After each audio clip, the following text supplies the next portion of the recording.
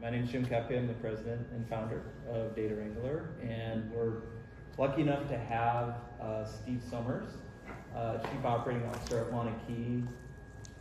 20 years experience now in the business office? Over 30. Oh, over 30 years. Don't short me. Was that Wanakee 20? Or 25 at okay. Wanakee. Okay, yeah. And Steve is going to help show today how their district is using this data, both for energy savings, but also for fund-related activity like Fund 80 and things like that. So I think this will be really informative. And again, I would say if you go back and have questions and your school business officers are concerned, unsure about some of this stuff, Steve will be a tremendous resource for them to contact if they have questions. So I'm going to hand it over to Steve. Okay, thank you, Jim. So if you're not familiar, Wanakee's located in Dane County. We're very close to Madison. We historically have been a growing school district. We've been building new buildings over the last couple of decades. But as you are all aware, we're all running into school funding challenges. So what you see on the slide is information that WASDA, so my professional association, WASDA keeps this current, and basically what this is a multi-year tracker that really compares what is happening in Wisconsin between the base increase that's being received through school funding and what is actually happening with inflation. And since I'm sure you probably have seen this before, basically the most recent version of this that went through the 25-27 state budget shows that we're about $3,400 per student behind inflation here in the state of Wisconsin. We have fallen in rankings for percentage of funds spent for students across the country. While at the same time, what's very interesting is the tax burden for Wisconsin citizens right now is at its lowest point since the 1970s. Unfortunately, most people don't recognize that that's true. They don't look at that data, but the reality of it is the state and local tax burden right now in Wisconsin is at a very, very low level compared to where it's been historically. And the spending on schools has continued to slide over time. So in this type of an environment, I find that my role is to maximize resources for our general fund, so Fund 10. Every single year, I am always looking at opportunities to find ways to allocate more resources in Fund 10.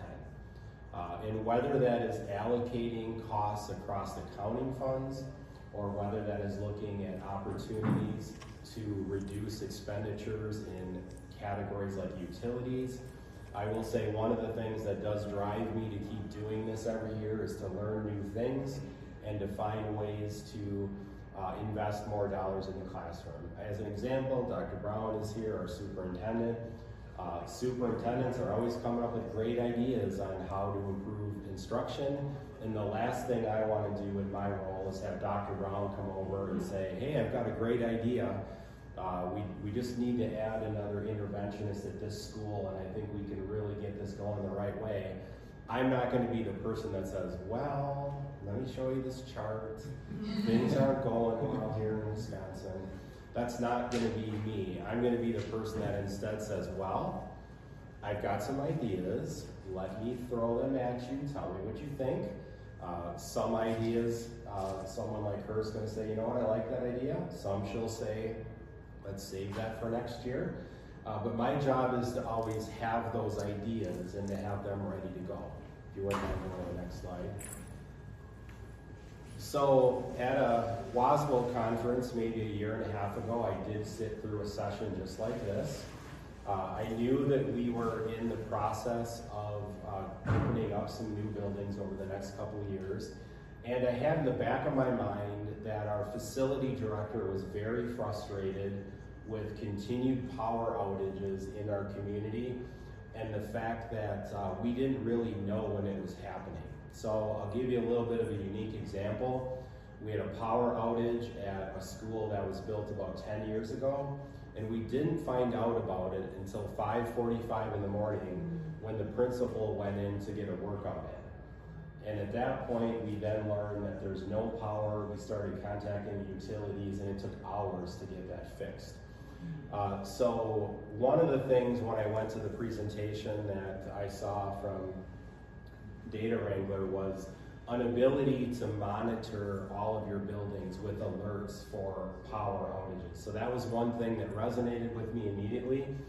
But then the other things that resonated with me were energy efficiencies in Fund 10, but then also the ability to have data that someone like me needs to tap into the potential to allocate expenditures across other funds like Fund 50 and 80.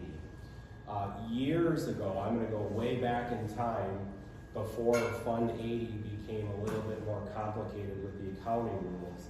I did allocate some of the utility costs from our pool to Fund 80, but that was a long time ago. The rules changed and we had to take all of those utility costs out of Fund 80 and put them back into 10. I always felt like there should be utilities in Fund 80 because of us opening up the buildings for community use, but we just didn't have the technology available for me to be able to prove it. What I saw at the presentation I went to a year and a half ago showed me that now there was the technology available to really truly track, account for, and verify that we could properly allocate costs to Fund 50, Fund 80 for our organization. And one of the things, as I mentioned earlier, is when I see a path to be able to properly allocate funds out of 10 to somewhere else, I'm going to utilize that because it gives us the ability to reallocate those funds back into the classroom. So these are the type of things that caused me to think right away, this is something that I wanted to learn more about. Jim? Yeah, so kind of what Steve saw was this presentation, which we founded our business in 2019, just before COVID started. Perfect timing, right? But during that time period, we developed and we learned actually from some school districts we talked to and released our energy data as a service product in fiscal year 21-22 for school districts. We had one school district at that time. We now have over 80 Wisconsin public school districts using some service that we offer because ultimately we're putting money back into school general funds for staff and for student use. And so there's a number of ways we've gone about doing that. As you can see, we now have over 300 school building installations in the state, 25 million saved on electric bills over the first 4 years of service. And in particular, in addition to our core service, saving money on electric bills, we started working with districts through WASDA, actually, a lot of the WASDA lead facility groups and business groups to understand, hey, what else could you use this data for? And that's where we started to say, hey, can we characterize those third-party facility use costs? Can we characterize the true costs of food service when it comes to utilities? And then we also interacted a lot with Focus on Energy, and I'm going to talk about that program today in detail as well. And we also do a lot with solar, both at schools in Wisconsin and also Illinois and Minnesota. So, in particular though, when we look at the stack up, I think what we like to do, and I'm going to kind of cut to the end and then we'll come back to the beginning, which is, this is an example school district. I believe this is kind of based on South Milwaukee School District, who uses our programs. They had about a $60,000 monthly electricity spend at their buildings. Again, kind of a medium-sized school district, high school, junior high, and 4 elementaries. They spend about $750,000 a year on electricity. With our program, we're seeing about $10,000 a month in just electric bill savings. For the food service piece, they're able to allocate, and they have a surplus right now in their food service, about $15,000 a month into Fund 50 that then does not have to be a burden in the general fund. Again, they have a surplus right now, so this is beneficial for them. But then also they're able to recover third-party costs in their buildings, and they're using that both to recover that money through facility rental fees and also through Fund 80 levy. And again, we'll talk about that detail. But in the end, using the data, they're able to drive over $400,000 savings in their general fund each year, which is material for them. and over a 5-year period, $2 million. And that's without talking about focus on energy and some of the other incentives that we're going to show today. So just taking a step back, we started our business because of the way electric utilities bill for power. That's what caused us to say, go to investors, hey, we should start this business. And the reason why is, historically, electric utilities would bill the customer for the amount of energy they consumed. So this would be like a one-day picture of a building, like a school building. This peak, the utility would measure, but they might charge a small percentage of the bill as that peak charge. Well, over the last couple decades, what's happened is, for various reasons, the utility now is charging more for this one-time peak in the month than the entire building consumption for the month. And so what that looks like in practice, and Neenah School District was nice enough to say, hey, show this at WASDA this week, is this is their, one of their most recent bills. This was a bill in February 2026 from We Energies. You can see this is at one of their high, I think this might be their middle school building. Their energy costs are about $9,000 on and off peak energy use. So that's the energy consumed in the month by the buildings. Their demand charges, though, are now the one-time peak that occurred in their building in the month at 9:15 a.m. At $20 a kilowatt now, which is We Energy's rate structure, over $10,000. So there's a case where that one-time peak costs more than the entire energy use for the month combined for that building. Also, many utilities, We Energies being one of them, looks at customer demand, which is what was your highest peak in the last 12 months. They will take that peak and then it stays on your bill for the next 12 months. So it's another peak charge. So overall on this bill, and this is very common now across the state for commercial, industrial, and for school customers. And I saw Bill's here from Focus. He can say, yes, that's probably true. We see that everywhere. Yeah. So what consumers are seeing is that this demand charge now is such a huge percentage of the bill. But the opportunity is it's much easier to reduce demand spikes than it is to reduce energy without using capital, right? So when a customer gets the energy data that we provide by metering their building and loading in the rate structures of how the utility bills, we're able to start finding savings opportunities that don't require capital projects. So controls, food service opportunities, energy waste, and here's an example of that. So this is a school building. I believe this is West Salem School District, one of their school buildings. This was right when we installed with them the energy profile of their building for a day. And you can see overnight they had a lot of energy waste that we were able to mitigate and resolve. The blue here is a year or two later, same time period, same temperature, outdoor air temperature. Then early in the day, from about 4 a.m., the building really started to ramp up. Really didn't need to ramp up at 4 a.m. No one was in the building yet. So we were able to optimize their startup and control sequences and really shrink that footprint. And you can see all the energy savings here. Also, we found through various things, food service, class scheduling, and other factors which you don't normally think about for power, we're able to reduce their use during the middle of the day when that peak occurred and save them a lot on peak demand energy costs. And then you can see the end of the day as well when the building gets less occupied to be more strategic about shutting down that building. So through using the data, we're able to really find that energy waste and also reduce those demand peaks, which are very costly on the electric bill side. Also, with that metering, and Steve, I'd like to talk just a little bit about this, is we can also use that metering to monitor schools that have solar. Because the question school boards always ask is, what is the solar saving us on our electric bills? Well, that bill I just showed you with the demand and the energy, how do you know what solar is actually saving you dollars and cents wise, right? And so when we hook in our system, we pull in the rate structure again into the software so we can measure. And this is an example from Wanakee's building where we've got the electric building load is in blue, the solar production throughout the day is in orange, and then what the utility sees is in green. And this is one of the very first, when we first started metering, Steve.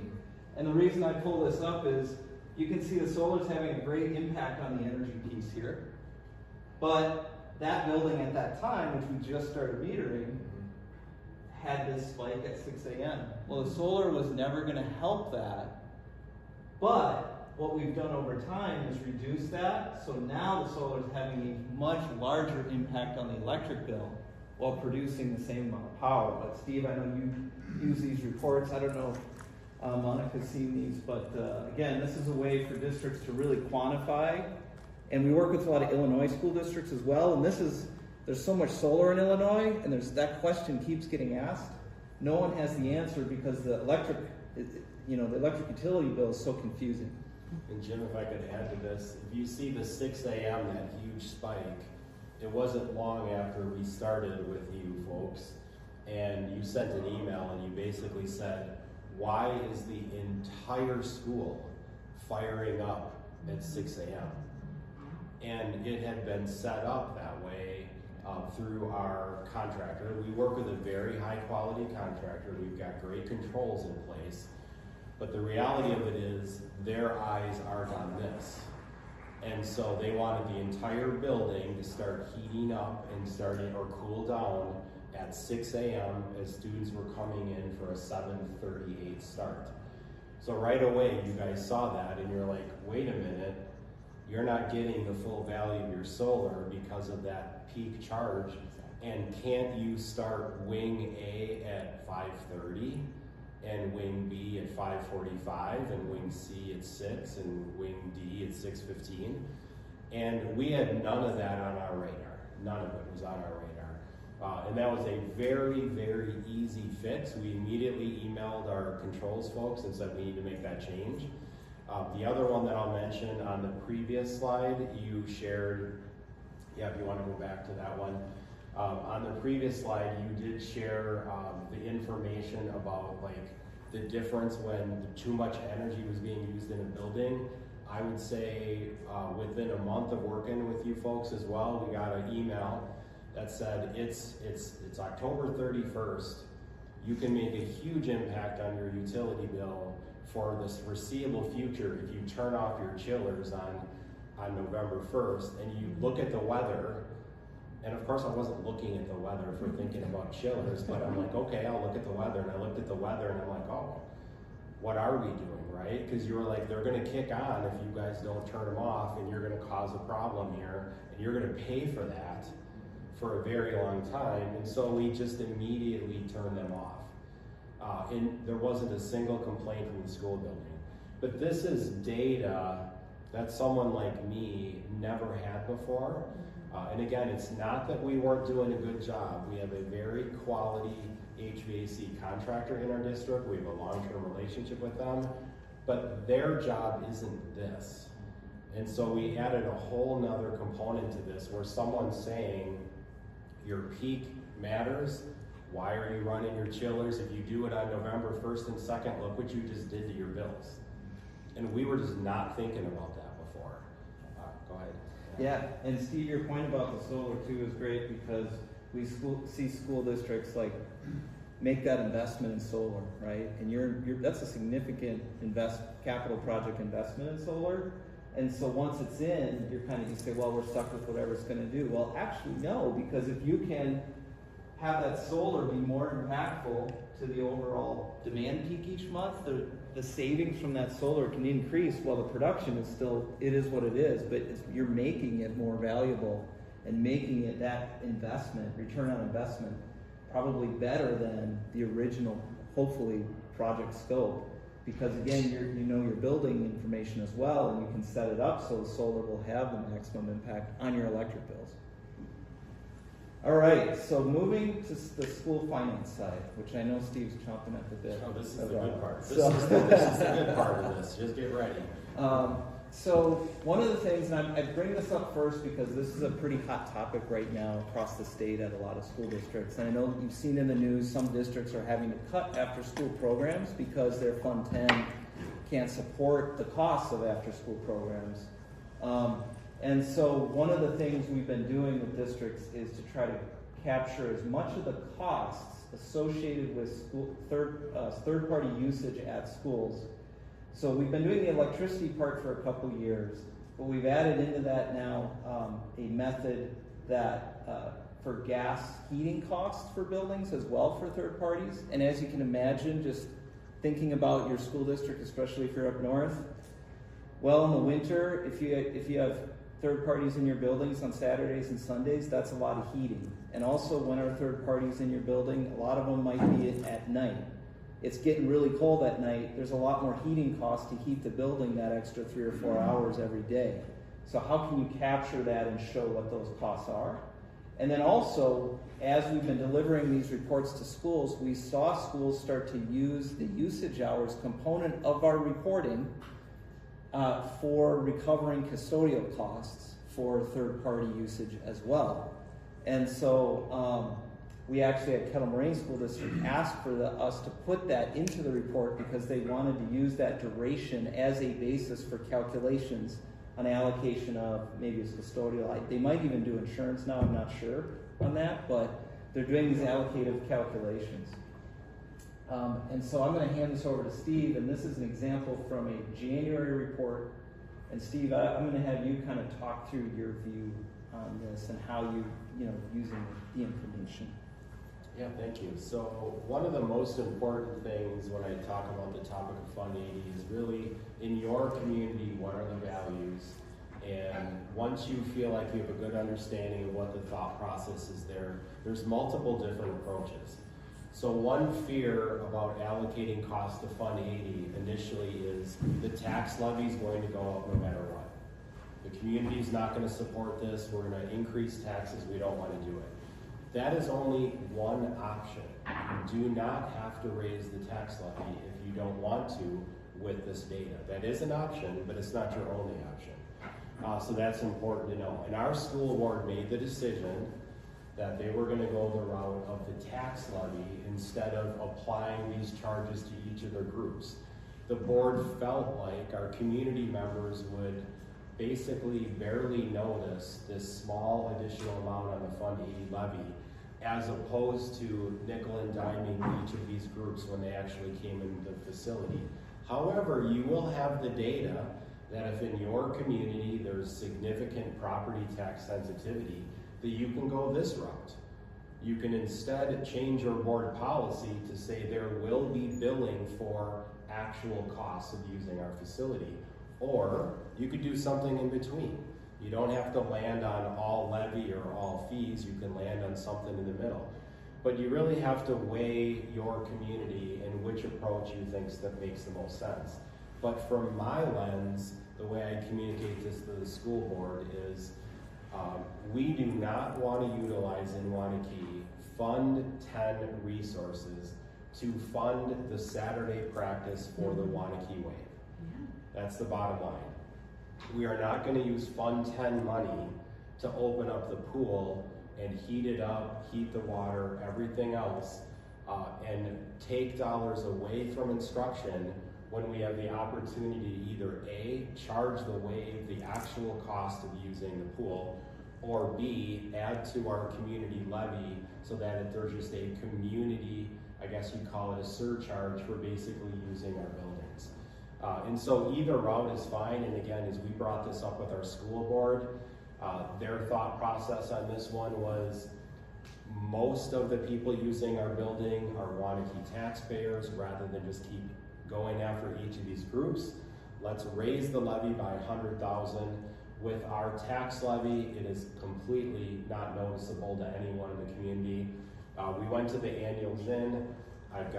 She's got an idea, and I want to be in a position to be able to say, absolutely, we can fund those 2 additional coaches. We can fund by looking at something like this and moving utility costs to Fund 80. We are not able to do the Fund 50 part in Wanakee. Our food service program is not in a great spot since COVID. We had quite a bit of funding during COVID in Fund 50, and it has really gone south since then, and so we're working on trying to turn our food service around, but we have not been able to do the Fund 50 part about this. Eventually we hope to, but we're not in a position to be able to do it right now. So Jim, if you want to talk a little bit about this. I got a quick question. Yeah, Can you sure. go back to the other report? Absolutely. Sure. Yep. Is that a monthly report that you just all package just like that? It looks very similar to this. We took the summary, we have a summary for electricity, we have a summary for gas, and then we have an hourly summary, and then we basically take those because they are directly from your school facility calendar. Yeah. So that's the key with DPI. They say, well, where is this really coming from? And you say, here's our school facility calendar. This is the source of truth for this document. And then yes, this is the output of that. So that's why you see, this kind of event ID, event start, and that is directly from the school facility calendar. So that's your source of truth. And then the electric cost, and that is from metering in the building. So DPI says you need to have an energy study. You can say, yes, there is metering in that building that's looking at that usage from that group at that time. So we've never seen an issue with this report being used in 50 or 80. And with 50, well, Scott, do you Well, I want just think it's amazing from a district office perspective. Like, this isn't really extra work for the director of finance. Correct. The B&G director, their work is to build the schedule with the leadership piece. Right. Then the rest takes care of itself. I mean, to me, it's just huge. Yeah, and that's a really good point. So when we worked on developing these reports with school business office, we're like, what is the bottom line number you need? And then what is the supporting documentation that you don't want to prepare, but that if you get asked for it, you'd like to hand to DPI or whomever, the auditor, to say, yeah, this is, you have a question? When you refer to DPI, you just mentioned auditor. Is that what it's about? Like, you need this data to be able to move funds from 10 to the others? Or what's the, if you could just give me the quick play of that. Yeah, great question. Let me give you a tactile example. Sure. So with the Fund 50, so the food service. So historically, DPI has said you can do a square, to school district A, B, or C, you can do a square footage calculation for your kitchen, and that's how much utility cost you can allocate to your food service program. Well, that square footage calculation for a kitchen in a high school is like 1%, right? So your DPI, so when we talked to DPI about this, we said, guys, I think the food service uses more than 1% of the utility cost for a school district. And they said, well, okay, that kind of makes sense, but how do you prove it? So we put in the meter, we showed them the true cost, and they said, okay, if you have this monthly report that shows us the cost of operating this equipment for food service, you can allocate that. And it turns out that about 25% of a school district's utility costs are usually related to food service. So that would allow the school district to get, especially if they have excess in Fund 50, to pay for that amount out of Fund 50 and preserve that capital in Fund 10, because it is actually a true cost, a hidden cost of food service, but it's no longer hidden. Now DPI acknowledges that and says, yes, you can pay for that much as long as you have the reporting that shows that. So this is a DPI approved program for, sorry, I went back to Fund 80. Move ahead to Fund 50. And so we worked with DPI. We had 3 school districts take this through DPI and get approval. So then before we went full, to the state to say, yes, this is a DPI approved program. So Steve, what's the barrier to using, you just mentioned that you haven't been able to go to Fund 50. Can you speak to what's the barrier keeping you from doing that? Sure, that's a great question. Yeah. So I've been in school finance for over 30 years, and there's a current set of accounting regulations for Fund 50 that if you go to the DPI website are there. Prior to that, schools were able to, let's just say, have a gas meter feed your pool, and that bill could go to Fund 80. The DPI changed their thought process with Fund 80. That was legislatively driven. More and more schools were putting money into Fund 80, and they realized they needed to add some more guidance to what schools could or couldn't do in Fund 80. And at that point, they indicated that a pool itself is likely there for your high school men's and women's swim team and other high school uses, and that you could not charge the cost to like the wave because you can't measure it. And that was maybe, call it 10 years ago. So all schools that were trying to do that had to end that practice because no technology like this existed. So we had to move all of that back to Fund 10, and that's where it's been sitting, again, until I was able to see this at a conference about a year and a half ago. That allows me to have the data to prove to my auditor, or if asked by the DPI, this is when the wave is in there. And the beauty of the technology, I don't have to understand how it works. All I know is you folks measure the difference between what normally happens in the pool and now what happened because the Wanakee wave was in there all day long on Saturday, and you tell me what the difference was. That's defendable, because if they weren't in there, none of that would have happened. Sure. And on your Fund 50 question too, so schools that have excess in Fund 50, and some schools still do, they're sitting on huge balances because they don't need to buy more kitchen equipment. Some schools do not.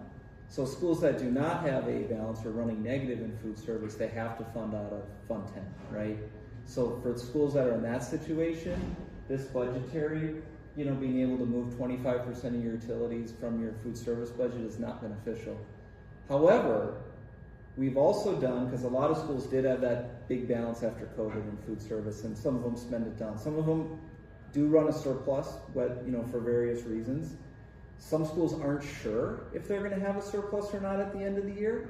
And so schools that have this metering in, and Wanakee is in this situation, Steve and Allie go, okay, well, we're going to see how my food service plays out this year.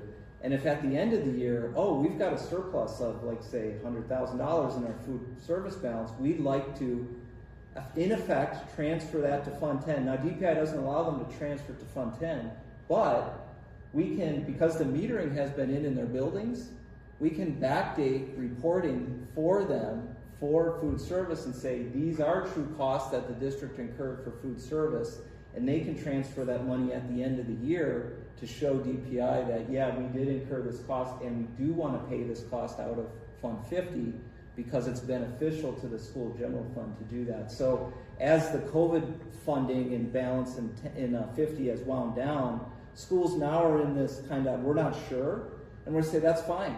You guys have the metering in, no problem. Just at the end of the fiscal year, see where it lands. And if you have a surplus, you can, and I know Cudahy actually did that a year or two ago, where they were looking for like money anywhere they could find it, and they called us up and I said, well, you can backdate those reports. They're like, no, I had no idea. And they just found $100,000 just like that. Which was awesome. I mean, they didn't have to cut a teacher. I think something that was great too is, like, my buildings and grounds director said, out of everything that we've done energy efficiency, this is his favorite because it's hands-on. You guys have like a monthly meeting with a coach who goes through it, and you change the behaviors. So like in the food service world, you were talking about the demand and the peak demand. That was us, and it was all of our food service program. They would come in the morning, they would just turn everything on at one time, and then we were paid top dollar because of it. So just the reporting alone in that had a huge ROI, like within a month. Right? And now everybody can say, okay, well, let's all go back and let's look at how our food service people operate. But you actually have data to track it and to really change the behaviors. Yeah, and I'll say that, sometimes that's a tough discussion, right? The facilities group's a little gun shy to talk to food service, right? And so they'll say, hey, can you come over and show food service? And usually showing them the information, they will say, oh, okay, yeah, we see that. Okay, yeah, we can turn on the equipment. But then it's, you can also navigate the politics, if there are politics about it, because everyone does want to be more efficient, and usually the data really helps that discussion. So that's a great segue, Scott, too, because I do want to get to the focus program that Bill and his team have rolled out. So over the last couple of years, especially in 23 and 24, we saw school districts saving lots and lots of energy, lots of kilowatt hour savings, finding energy waste everywhere with our programs, which was fantastic. And we went to Focus and said, hey, you guys, we have this program, it's working really well, schools are saving energy, which is Focus's mission, right? And Bill, correct me if I'm wrong on that, is to reduce carbon footprint in the state. And Focus stepped up, and I think, Bill, you were part of this, saying, okay, let's work on piloting a program for education in the state where if they can use apply analytic software for energy reduction, utilize real-time energy monitoring device, also like training staff, food service, implementing other initiatives like that. If you can save energy in your building every year doing these things, you can get an incentive check back from Focus.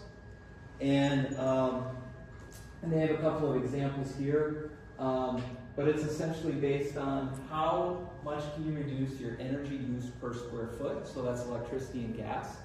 And Focus on Energy said, okay, we'd like you to measure it in Energy Star Portfolio Manager, which is the federal EPA standard platform.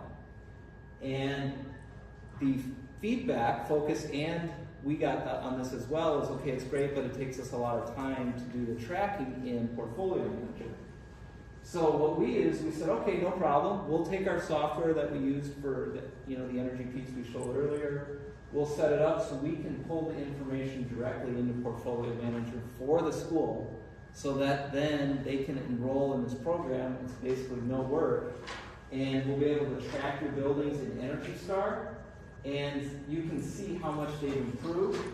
This weather normalized site energy use intensity EUI is what Focus measures as part of their incentive program. So this building improved it by about 10% or 8 points. Green is good in this case. And so districts can use this for, again, tracking based on EPA standards for federal and state level incentive programs, so like the Focus UBDS program. And then also bigger school districts like Wanakee, this is Wauwatosa, they can look at how their buildings are performing with respect to each other and identify which buildings are maybe energy projects would help the most in terms of cost and in terms of energy efficiency. And so and I think Focus has this case study on their website for Wauwatosa, we do. which is great. So Wauwatosa, we put in all their school buildings into the program last year, which was the first year it was out of pilot and actually in existence. And we improved every single building. The larger buildings had much bigger incentive checks, but all their buildings improved, and they got a check from Focus, I think, in the last month or two of $60,000+. So it's real money coming back to school districts for basically utilizing the data to maximum benefit. Wanakee also was part of that, and Steve, I'd like you to kind of close. Oh, a couple more things. I have one more slide here on Focus. So we enrolled 36 school districts last year in the UBDS program with Focus, over 100 school buildings. With that program and our general energy savings, we saved schools over $7 million last year. We are certified federally now as an Energy Star Portfolio Manager provider, and of course a Focus on Energy Trade Ally. And now I'm going to turn it over to Steve to kind of close about Wanakee's overall value so far that they've developed from the program. Yeah, thank you. So I'm going to go over and touch on each of these bullet points. So the first objective of our project when we first started out with this was really our facility director. Again, remember the principal discovery powers out at 5:45 a.m. We now receive instant notifications 24/7 on multiple people's cell phones. We now are not going to walk into a building that doesn't have power. So our facility director and our facility team super happy about this program. The solar reporting tool, I'm going to just mention one more thing about solar. We had a small solar system put in 2014 in one of our buildings. That as soon as we started working with you folks, I mean, it was maybe within a week, you started saying one of the solar panels isn't working right. We have no idea how long it wasn't working right, but you immediately told us, and there was a controller or some device on it that wasn't working. We fixed that right away. The return on investment for the metering, so there is an upfront capital cost, right? You have to have meters that do things like send out those notifications, was only 3 months. So it was very fast for us to get our upfront capital investment back. Our energy savings on the Fund 10, this is the real savings from electrical bills, was greater than $80,000. So again, how did that happen?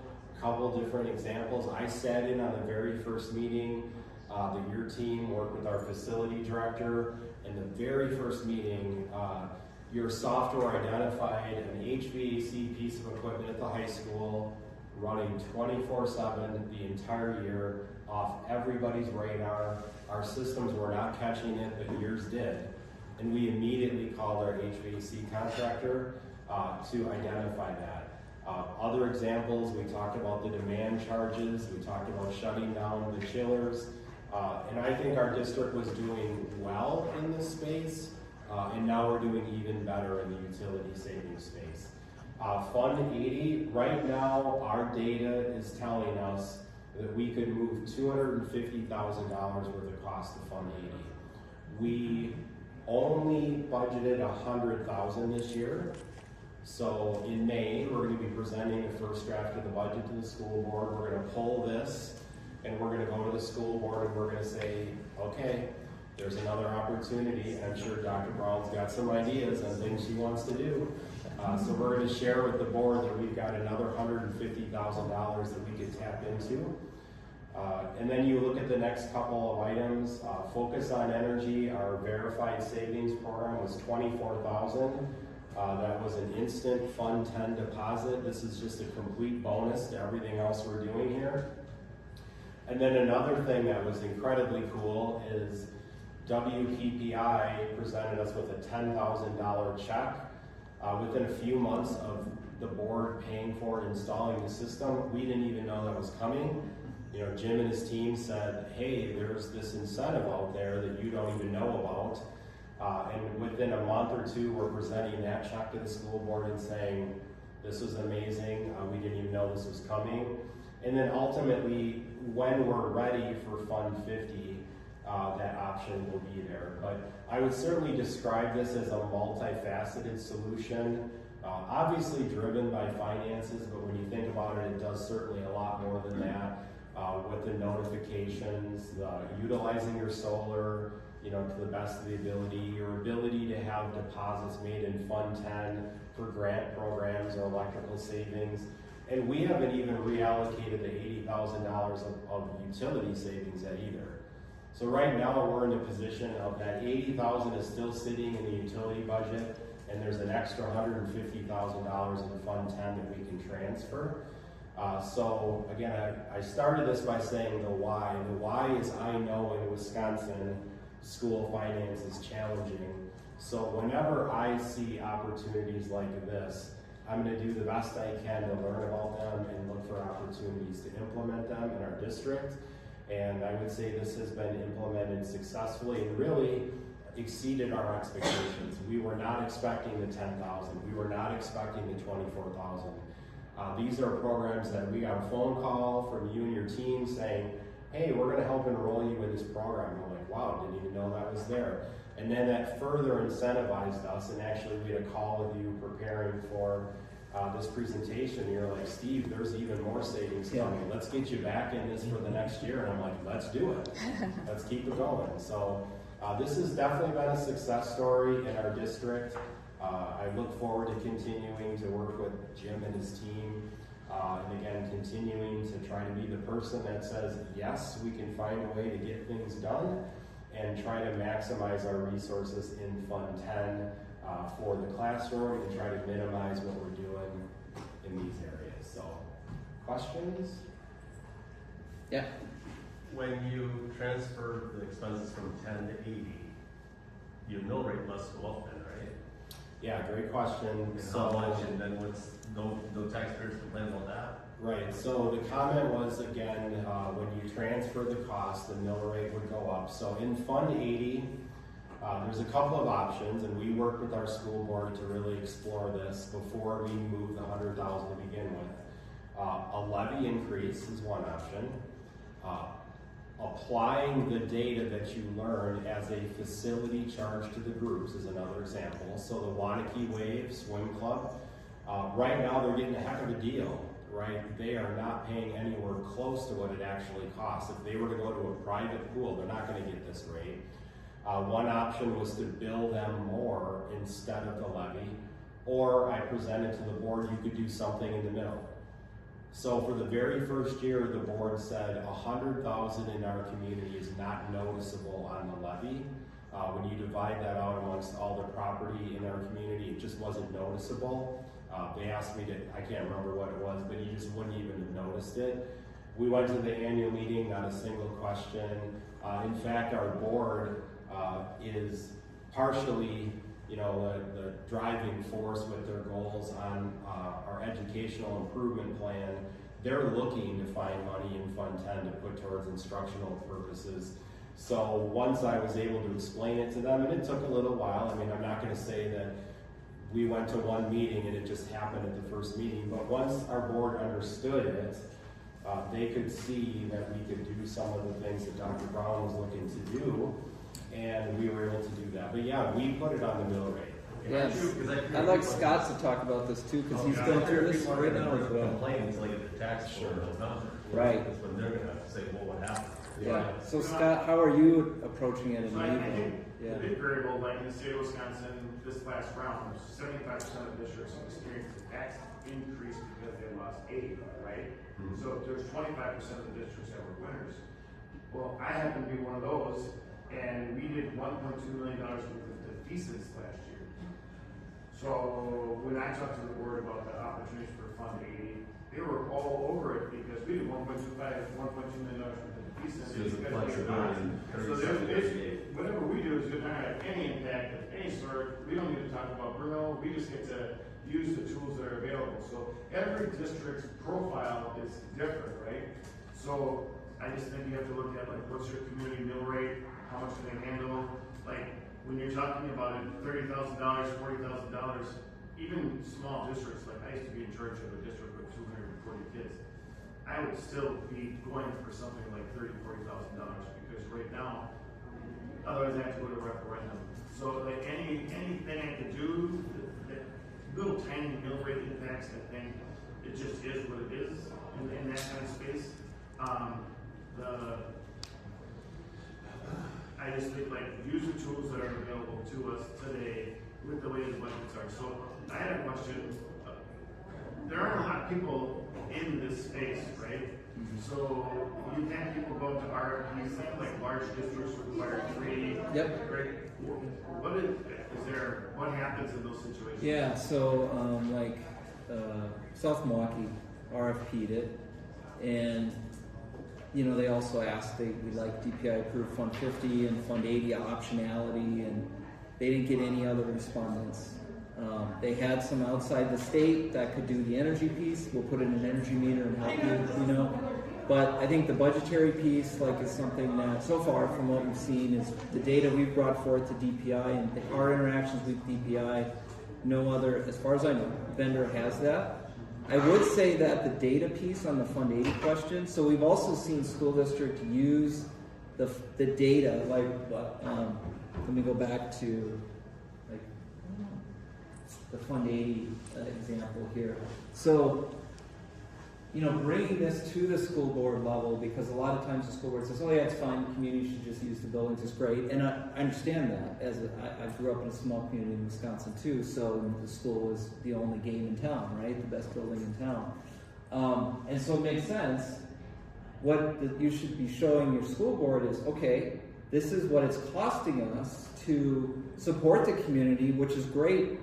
So you may not use it for Fund 80, but if you're going to go to referendum, operating referendum, you might show them, hey, these are the costs that our district is incurring helping the community, so they may be more willing to support an operating referendum too. So this data can be used. If you don't want to use it to do transfers, you can, but if there's reticence about it, you can also use it for justification of, hey, we're really supporting our community here, and all these extracurriculars and all these other things we're offering, and the facility use is impacting our Fund 10, so we would like you to help us fund our operating referendum. So I think that messaging we've seen a few schools use, and that has been helpful for them because they have hard data to sort of show the community that the cost that they're incurring to support, which is great. I think, again, I grew up in a small town, Wisconsin, so there may be sensitivity to levy, definitely. But if you can show, I think, anyone the information, it will just help build that case. Well, I'm not a small rural school district, and the mill rate just plummeted based upon school finance. So it's like when we first went to referendum in 2017, it was projected to be $11. right? Now we're at like $6.90, and that's taking into account all these extra strategies that we're doing, otherwise it'll even be lower. And I think that kind of goes back to the very beginning here. Steve was, and we looked up some of this data. This data came from WASDA, actually these two middle ones, but you know, the narrative in the state is property taxes are going up. Of course they are, I pay them too, but as a percentage of income, you know, the Wisconsin was funding, and I went to school in the 90s, in the 80s and 90s, and Wisconsin was like everyone's moving here to go to the school districts, right? And again, I think just because of what happened back in 2007 and 8, you know, that it is shocking. This really jumped out at me. I'm an engineer by background, but when I looked at the cumulative effect over the course of now almost 20 years of not funding against inflation, I mean, it is staggering. Because this is 1 year, right? This is 14.7 million based on your students. That's 14. So again, I think the data speaks for itself, even though I've seen different ways that they're slicing and dicing it for political reasons. But, you know, I think in general, when it nuts and bolts, it gets down to funding your school districts.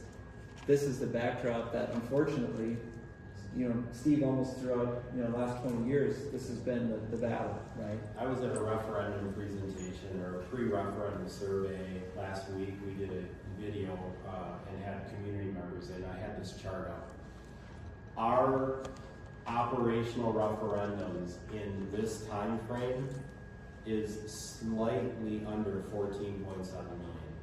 So basically what I shared with the community is we're not asking for new programs, we're not asking for new staff, we're not asking for anything other than to be able to pay our bills. And we can't pay our bills when we don't receive the rate of inflation. And I show this chart whenever I go out to any community event. In fact, I've been showing it to legislators. I had one ask me a couple days ago, what's the one thing that we could do, and she's very high ranking, what's the one thing we could do to fix school finance? And she started talking foundational programs and all this other stuff. I said, just hold on. If you want to make this simple, fix this. Give schools a cost of living increase every single year so we can actually provide our staff with a cost of living pay raise. So this is what tells the story. I show this to everybody I possibly can, and this is what drives a lot of our decision making. It's the reality in Wisconsin. And I'm not going to shy away from it because it is whatever. People need to know this. Well, I think the foundation of this really is savings of energy consumption and changing adult behavior who's in charge of how we use the energy. I think that's the core. And then you have the extra tools, so Fund 50, Fund 80, but it really is investing in not throwing money away on electricity. What's the word I want to use? The state of Wisconsin economist gave a presentation at 66 2 years in a row, and he said electricity is the #1 threat to public school funding. I thought that was interesting. Like it's like the variables on. Actually, you got to take that back. I think health insurance might be number one. Yes, health insurance, but it was electricity was a big deal. Yeah. It wasn't for public schools; it was just for the state. For the state. And now you see with the data centers coming in and all of that happening, like anybody can get solar in their buildings and try to get off the grid. Good idea. Anybody can try to change behavior so you don't get peak demand because it's coming. Like the big stuff's still coming. So. Yes. Yeah, okay, when you're talking about electricity, taking this all down. Earlier in the presentation, you said some We Energies and they charge us at peak for a 12-month customer demand. Yeah. How can they do that? If you're not using it, why are we? How can they do that? Yeah. So Can they're you talk to them about that? Yeah, so their justification, and they report to the Public Utility Commission in the state. So they're regulated, right? And they have to report to the PSC. But they say, well, all of the, you know, customers on the line to the school district, so I don't know what city you're in. Up in Frederick. Yeah. So all the buildings, we have to deliver power, and everybody might turn on their maximum use, their customer demand peak in that year, which means our lines, we have to upgrade our lines to support that possibility. Of course, it's a very low possibility, but it could happen. So they justify that demand charge as that one-time peak in the year. We have to make sure our infrastructure can support everybody's one-time peak on that block, and it won't blow our lines to get that power to. So then that's the justification they use to the Public Utility Commission. The Public Utility Commission says, okay, we buy it, and again, that's their choice to say, yes, we recognize that as a true cost for the utility. So the utilities then are saying, this is a cost we pass on to our... So there's no fix on that? No. So it's kind of, and again, that was one of the basis of why we created our business, was because actually on our board of our company sits the former chairman and CEO of We Energies, because Dick Abdu, because he knew these rate structures were changing in this way, and utilities are going to this peak demand model for charging. And it really offers a big opportunity for consumers to help save themselves money. Bill, I know you can speak to this. I know you have to be careful because you're funded by the utilities, but the rate structures do allow the consumer to have more influence on their electric bills. Yeah, I think it's probably the most probably neglected opportunity that people have. Yeah. And it's just one of those things that for years and years we didn't worry about electricity and power because we didn't have to. Right. Now we have to, and you know, when we come talk to you guys, the customers, it's one of the things that we like to talk about because that's where we can move the needle pretty quick, and that's where we, you know, as soon as we can make an impact, we want to keep whoever the customer is. That's where we buy. They trust us, so that's what we like to do, and it's going to keep on getting more difficult, I think. So addressing it now is probably the thing to do. All right, thanks everyone for attending. Thank you, Steve.